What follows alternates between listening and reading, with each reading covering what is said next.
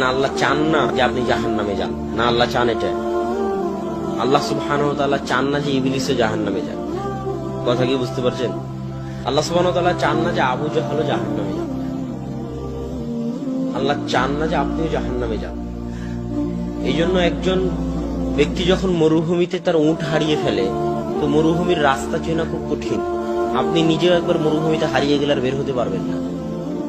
ওই একই জায়গার মধ্যে ঘুরপাক খাবেন, রাস্তা খুঁজে বের করতে পারবেন। সব দেখতে একই রকম মনে হবে, পাহাড় সব একই রকম, বালু সব একই রকম, ফিল্ড সব একই রকম, ধুধু মরুভূমি।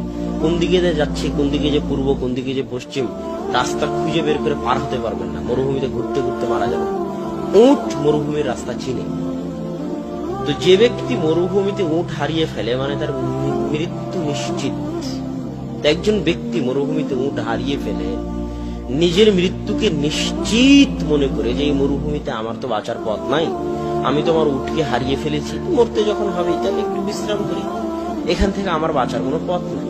সে শুয়ে বিশ্রাম করতেছে, ঘুম থেকে উঠে বিশ্রাম থেকে উঠে দেখে তার পাশে তার উটটা দাঁড়িয়ে আছে, হারানো উটটা।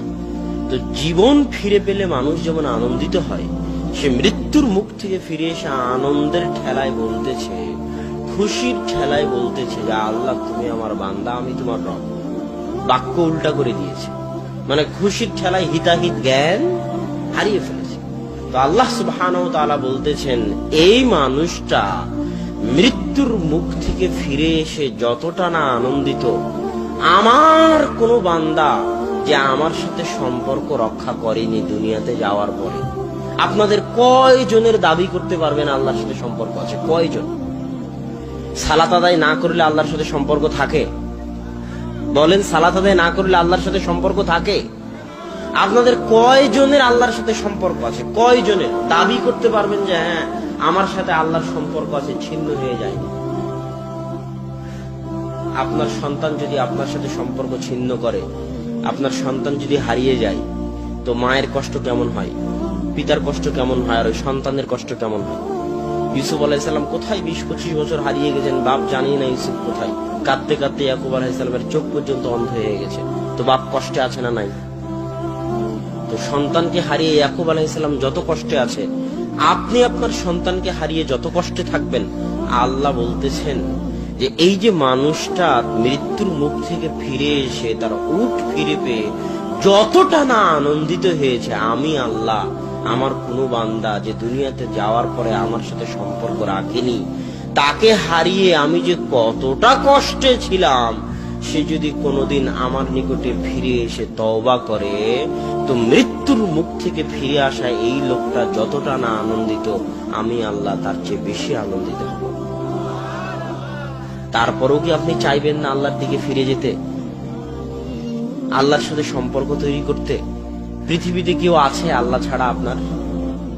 হ্যাঁ, পৃথিবীর সবাই ধোঁকাবাজ, আপনার স্ত্রীও ধোঁকাবাজ, স্বার্থের জন্য আপনার সাথে আছে। আপনার সন্তানও ধোঁকাবাজ, স্বার্থের জন্য আপনার সাথে আছে। স্বার্থহীন, নিঃস্বার্থ ভাবে পৃথিবীতে যদি কেউ আপনাকে ভালোবেসে থাকে, সেটা কে? আপনার প্রতিপালক। তো আল্লাহ সুবহানাহু ওয়া তাআলার এই ভালোবাসার গুরুত্ব আমাদের বুঝতে হবে এবং আমাদের উচিত যত দ্রুত সম্ভব আল্লাহর দিকে ফিরে যাওয়া। আজকেই তওবা করে আল্লাহর দিকে ফিরে যাওয়া, ওযু করে 2 রাকাত সালাত আদায় করে, বক্তব্য প্রোগ্রাম শেষ করে নিজ নিজ বাড়িতে গিয়ে ওযু করে 2 রাকাত সালাত আদায় করে সবার উচিত পুনরায় আল্লাহর সাথে সম্পর্ক তৈরি করা। যে আল্লাহ আজকে তওবা করে তোমার সাথে সম্পর্ক তৈরি করতেছি, আর সম্পর্ক ছিন্ন করব না। আর সম্পর্ক ছিন্ন না করার সবচেয়ে বড় মাধ্যম হচ্ছে যে কোনো মূল্যে দিনে রাতে 24 ঘন্টায় 5 ওয়াক্ত সালাত আদায় করা। আকিমিস সালাতা লিযিকরি, তোমরা সালাত আদায় করো আমাকে স্মরণ করার জন্য। তো 24 ঘন্টা মানুষ আল্লাহকে স্মরণ করতে পারবে না। আপনারা দেড় অঞ্চলের মানুষ, জমি জায়গা আছে, কাজ কাম আছে, 24 ঘন্টা আল্লাহকে স্মরণ করতে পারবেন না, এটাই ঠিক। মানুষের ব্যস্ততা আছে, এটাই ঠিক, আল্লাহও জানে। তো আল্লাহ বলতেছে 24 ঘন্টা যদি না পারো তো কমসে কম কয়বার? 5 বার। 5 বার আল্লাহকে স্মরণ করা কি খুব কঠিন কাজ? কোনো কঠিন কাজ নয়। সালাত আদায় করাকে আমরা নিজেরা নিজেদের উপর ভারী বানিয়ে নিয়েছি। কয় মিনিট সময় লাগে এক ওয়াক্ত সালাত আদায় করতে? ওযু করা থেকে শুরু করে সালাত কমপ্লিট করতে 10 মিনিটের বেশি লাগে না। এই 10টা মিনিট সময় আমাদের উপর এমন ভারী, এটা শয়তান আমাদের জন্য ভারী করে দিয়েছে। কথা বুঝেননি? আজান হওয়া মাত্রই সালাত আদায় করার সবচেয়ে সহজ উপায়, আজান হওয়া মাত্রই সব কাজ বন্ধ। প্রধানমন্ত্রীর সাথে যদি মিটিং থাকে তো বন্ধ, তাহলে সালাত আদায় করা সহজ হয়ে যাবে। না হলে যদি মনে করেন অনেক জরুরি কাজ, আর 5টা মিনিট করি, আর 2 মিনিট করি, আজান হয়ে গেছে আর 5 মিনিট পর দোকান বন্ধ করি, তাহলে আর সালাত ধরে রাখতে পারবেন না। 2 দিন পর সালাত হারিয়ে যাবে, কোনো না কোনো ব্যস্ততায় এসে সালাত হারিয়ে যাবে। প্রথমে জামাত থেকে দূরে হয়ে যাবেন, তারপরে ব্যক্তি জীবন থেকে সালাত চলে যাবে। আর যদি এটা মূলনীতি বানিয়ে নেন যে আল্লাহু আকবার মুয়াজ্জিন বলেছে মানে আমি যে অবস্থায় থাকি না কেন, যদি শয়তানের সাথে মোকাবেলা করতে পারার সবচেয়ে বড় মাধ্যম, শয়তান কিন্তু আজান হওয়া থেকে আপনার পিছনে লেগে যাবে যে আর 2 মিনিট দেরি করো, আর 2 মিনিট মোবাইল চালাও, আর 2 মিনিট পড়ো, আর 2 মিনিট কম্পিউটার দেখো, আর 2 মিনিট কৃষি কাজ করো, আর 2 মিনিট দোকান খোলা রাখো, শয়তান লেগে যাবে।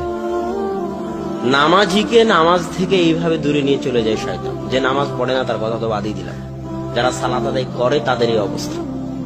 তারা তখন এইভাবে আস্তে আস্তে জামাত ফেল করে, জামাত ফেল করতে করতে ব্যক্তি জীবনে সালাত চলে আসে, আস্তে আস্তে ব্যক্তি জীবন থেকে সম্পূর্ণ সালাতটাই হারিয়ে যায়, তখন একটা পর্যায়ে বেনামাজিতে পরিণত হয়ে যায়।